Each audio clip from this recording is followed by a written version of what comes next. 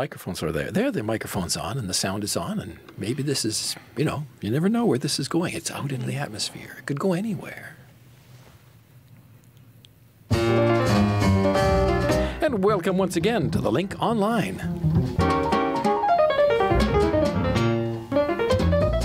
And here we are all together once again in our studio in the building down in Main Street, Montreal. Well, actually, it's René Lévesque, but it's a Main Street nonetheless. It's what kind of weather is it outside? It's a bit cold. And it's a mixed bag. We're going to have freezing rain later this afternoon on this Friday. Not pleasant. Not as cold as yesterday.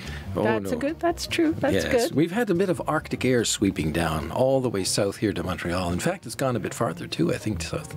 Anyway, so listen, you can see us on live on Facebook, and we seem to be having... No, I think it's actually working. It's back working now?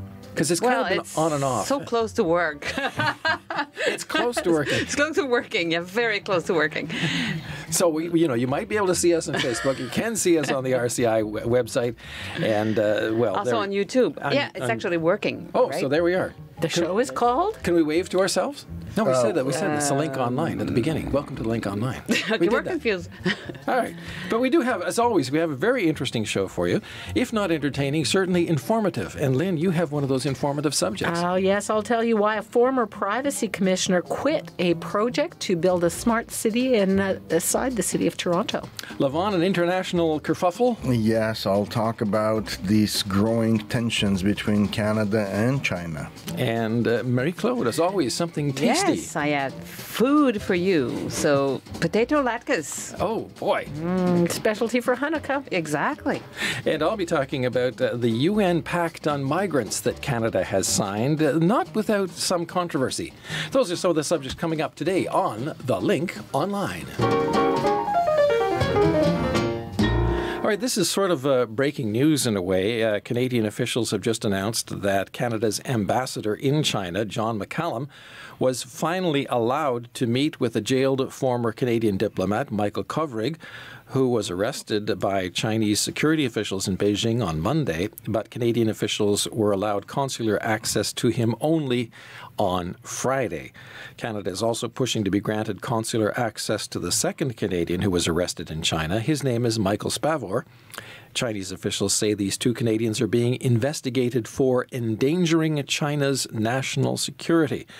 But many people, of course, are seeing a completely different reason for their arrest. That's the case, isn't it, Levon? Yeah, Mark, most observers I spoke with are convinced that these arrests of Michael Kovrig and Michael Spavor in China are directly connected to the arrest in Canada of Meng Wanzhou. She is the chief financial officer of the Chinese giant, telecommunications giant Huawei, and she was arrested on the request of U.S. authorities in Vancouver earlier this month. She is wanted. She was granted bail by a Canadian court while she's waiting for her extradition proceedings to the U.S. on charges that she misled American banks into financing a deal that might have or allegedly contravened the U.S. embargo on Iran. And Beijing is been protesting very loudly, demanding her release. And just to make sure that Canada gets the message, it seems Chinese authorities decided to grab these two Canadians. Now, Mr. Kovrig is a former Canadian diplomat who was actually posted in China up until 2016, and he took a leave of absence to work for an international think tank called the International Crisis Group. Now, Mr. Spavor is a character. He runs this Chinese-based non-profit organization that organizes trips to North Korea. Yes, Spavor, yeah. Yes. And he is actually, he gained this notoriety or, international fame in 2013, 2014, when he organized the trip of this basketball star, Dennis Rodman, to North Korea. So he has been arrested too. Canadian officials haven't had access to him. And, of course, the question is, what is happening now? You know, where is this going? And we also have to say there's another bit of breaking news that Canada's tourism minister just announced today that she's canceling her trip to China. And all this because of the arrest of Mrs. Meng. And Canada, of course, says, you know what, we have no control over this issue. Political control. Yes, there's been no political interference in her arrest because this is an extradition request from the United States, and this is just a purely legal matter. And of course, then comes Mr. Donald Trump on Tuesday and throws a big wrench into this Canadian argument, saying that, well, he's willing to intervene in the case if he gets what he wants from the Chinese on his big trade deal. I wanted to speak with a Canadian expert, and I found Guy Saint-Jacques. He's the former Canadian ambassador in Beijing. He was actually Mr. Kovrik's boss in Beijing. And I asked him about Mr. Trump's comments. Well, those are very unfortunate comments, and I don't think that, in fact, the president has the power to do what he claims to do. And furthermore, it feeds into the view of the Chinese that all this is political, and therefore, it's unfair for Canada to carry the brunt of the Chinese attacks and pressure because the Americans have asked us to extradite Mrs. Meng. And so either they have a solid case and the extradition request proceed, or else, if they have no case, they should withdraw their extradition request as soon as possible. But otherwise, it really undermines the extradition treaty and could result in more pressure on the Chinese, from the Chinese on the Canadian government.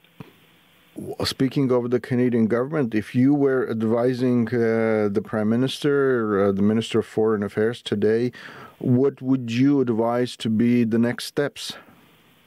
Well, clearly the embassy in Beijing has to be as forceful as possible to try to get as much information as possible on the status of Michael and to find out what exactly they are saying that he does, and the rubric endangering national security is pretty vague.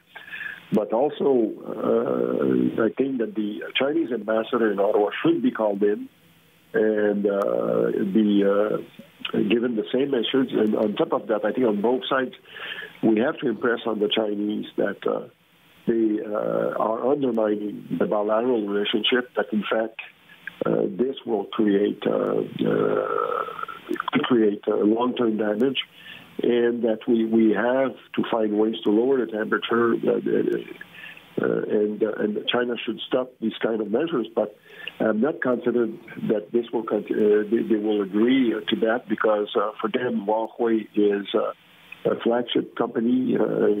Some people have referred to Mrs. Meng as a Chinese royalty, and it's true that when you look at the children of leaders and all this, the princely, it's a special group of people, and so for them, for the Chinese, this has become a question of national pride, and because they cannot go back after the U.S., and that's where they should complain, because that's where the accusation is coming from.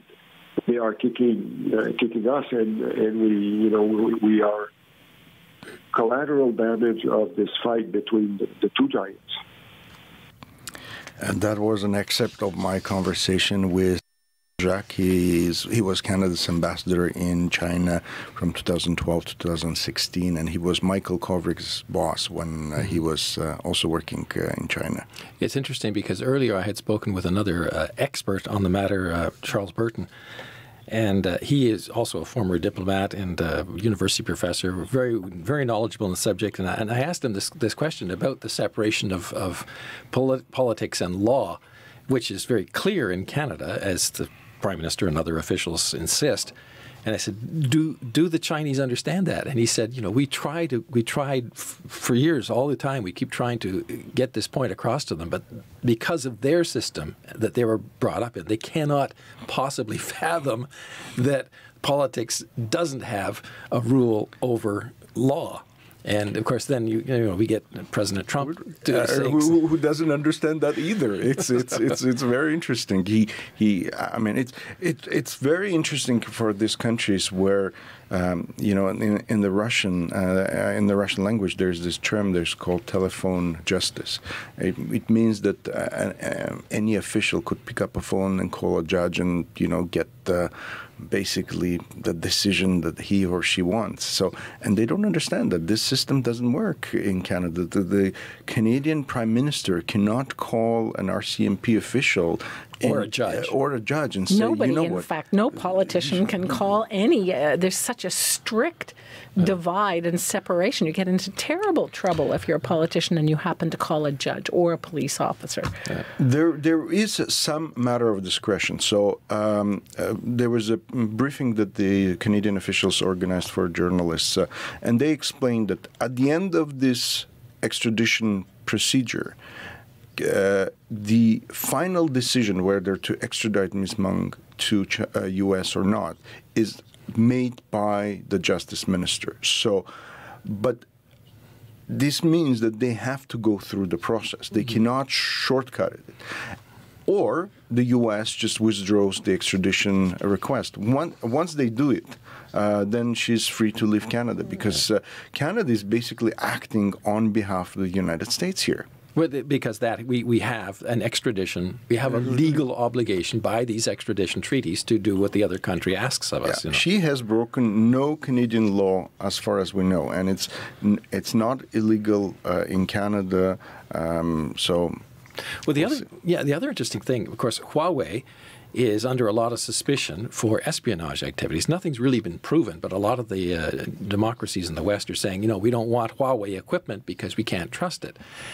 And what was said during my conversation with Mr. Burton was that the Chinese don't want her to be extradited because she faces life in prison in the United States, potentially, and she may choose to opt for plea bargaining. And maybe she has a lot of secrets that the Chinese would not like revealed. And she may or may not, if those secrets exist, tell them. So the Chinese are very eager for her not to go to the United States for possibly that reason. There is another theory. I mean, the analysts have all kinds of theories floating, and one of them is that Canada got thrown under the bus on this whole thing by the Americans because the Americans want Canada to join 3 of the other 5 eyes. We have an alliance with 4 other countries to share intelligence, and 3 of those countries have rejected the use of any Huawei equipment on their new 5G network out of fear that there could be backdoor mechanisms for spying. And there's a lot of pressure on Canada to do the same, but Canada has not yet decided whether to do that or not. Well, in fact, four of the 5, because BT, which is not a state organization, but the largest British telecom has decided not to use it. So everybody else has, except Canada. And you have to also to be fair to Huawei. I mean, these are allegations that have never been proven. Nobody has found any of these backdoors. There's no and they're now the world's #1 telecommunications provider. And is that the problem, that the Americans really don't want to be overtaken? They don't want their own telecom companies to be overtaken by Huawei. So there's probably that element of economic. So you have this very toxic nexus of economics, politics. And then, of course, if you're a real conspiracy theorist, you could say, well, of course we haven't had any proof of it, because if a government was to reveal the proof of it, they'd sort of be revealing their own kind of secrets as well. So maybe there's proof. We don't know. Well, however, there is certainly a lot of proof that the Chinese have been stealing technology from Canada. Oh, everywhere. And from everywhere. Yeah. So, all right, we got more coming up on the show.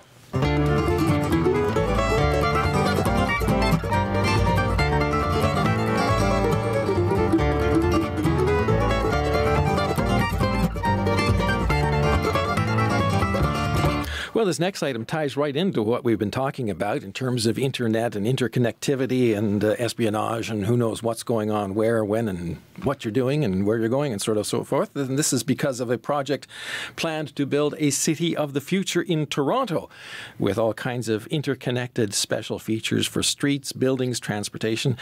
But that, too, is controversial, isn't it, Lynn? Oh, yes. I spoke, Mark, with Anne Kavoukian. She served 3 terms as the Privacy Commissioner for the province of Ontario and is heading up a special university unit that looks at this privacy issues. She was hired as a consultant on this project, which is called Quayside, because it's near the waterfront. But she finally said she had no choice but to resign over privacy issues. So I asked her to describe exactly what she was concerned about this project. If you have a surveillance, which the majority of smart cities in the world are going in that direction. I'm on the International Council of Smart Cities, and virtually all of them, Dubai, Shanghai, around the world, are going to be tracking their citizens, surveying their activities. So-and-so went from point A to point B at this time of day, and then they returned, and then they did this and they did that.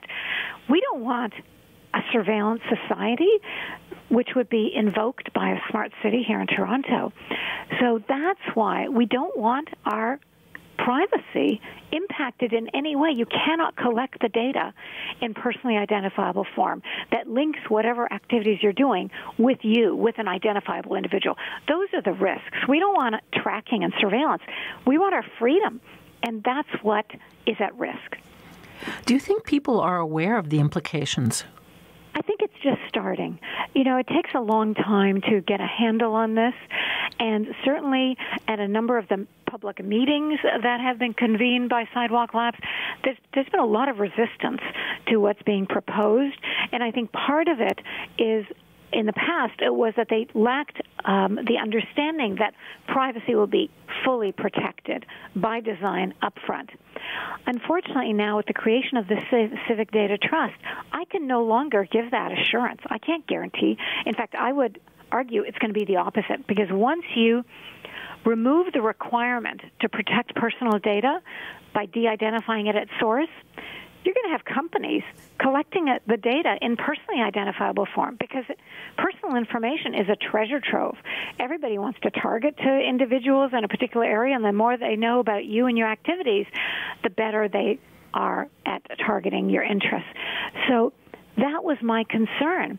And now with the Civic Data Trust, where there's no control over who does what with the data, forget it. Privacy is going to go out the window. That's why I had to resign. In your view, what should happen next? Should governments intervene?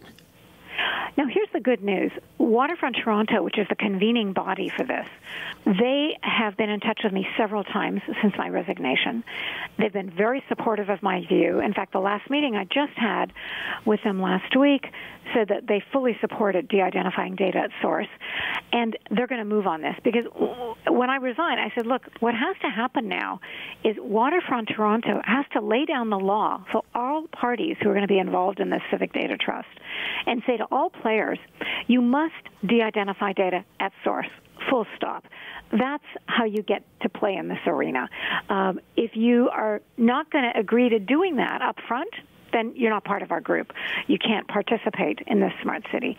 That's a very firm, hard-line position, and they're the only ones who can take it. And from everything I've heard thus far, they agree with that approach. They want to protect privacy very strongly, and I think you're going to see some movement in this area very shortly. If I can add just one thing, please don't underestimate the importance of privacy. Privacy forms the foundation of our freedom. You cannot have free and open societies without a foundation of privacy. Let's make sure we preserve that now and well into the future.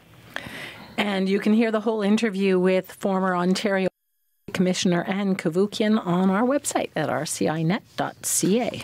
That whole thing kind of scared me when I first heard about this, because they know everything about what you do. When you come home, when you turn on the lights, when you open your refrigerator, whether you use your mobile phone to turn on the lights at home, anything, everything about you. And even though they claim de-identifying, I don't know. Can they actually do that? I mean, if we saw what happened with Facebook and all the in the data, on millions of people that was collected there and the scandal that caused. But the technology is moving faster than the policymakers are able to keep up and make regulations to control it. But even individuals, I don't think individuals, I think they're kind of naive about this. They're excited about the technology and say, oh, good, I can do this. But what are the implications? And I'm not sure that people, especially those who are really into technology, are aware of what's going on, because they're all excited about the technology and say, oh, this is cool. But and the thing is that there are new technologies coming online, like with the 5G that we're talking about, that we have no idea how it's going to be used. I mean, who would have thought about, all these apps 10 years ago? Now we have Wi-Fi everywhere, and these technologies just follow us. They know what we're doing, how long we stayed, what we're scanning. It's the amount of data that, even if I'm kind of worried about this, even if it's desourced at the amount of data that exists there would allow them just to mine it and pinpoint it to you. Even in spite of all the precautions. This is why I don't have data on my phone. Well, they still have your number. Well, if you have any thoughts on this, drop us a line here at RCI to the link and share your thoughts with us. Coming up, a look at a international pact on migrants.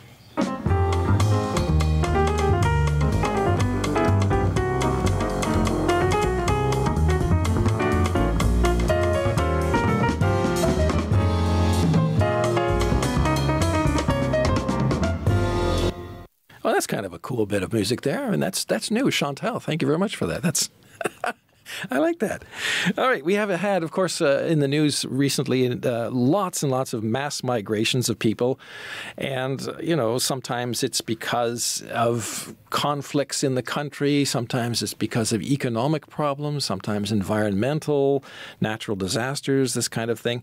Well, the UN has, and the countries in the UN have developed a policy whereby all these migrants would be treated humanely and fairly.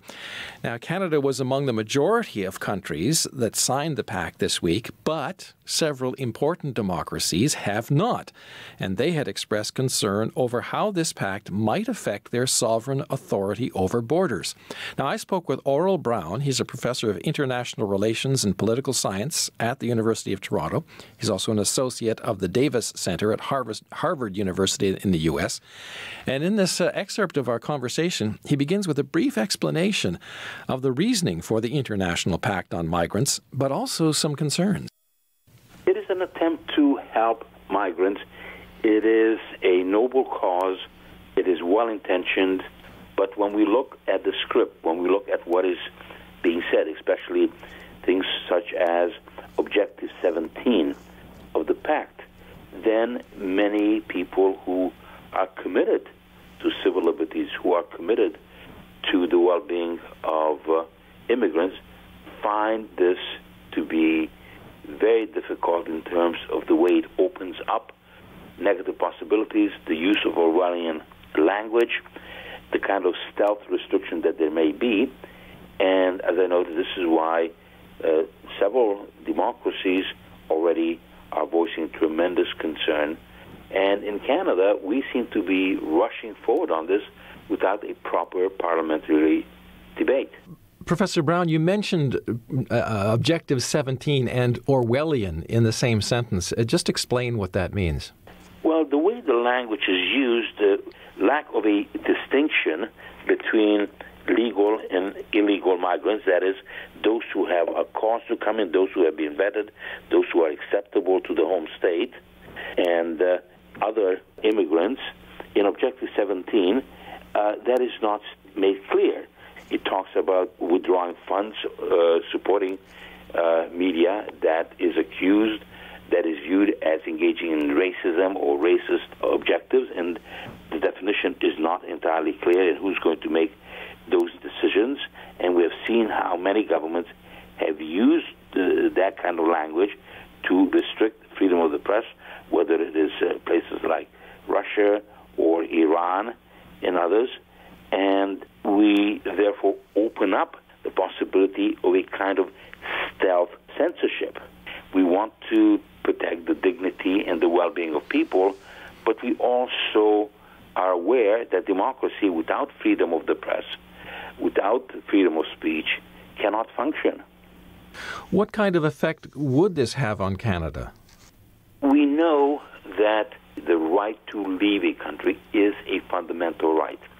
But often there's a confusion as to whether people have the same kind of right to enter another country.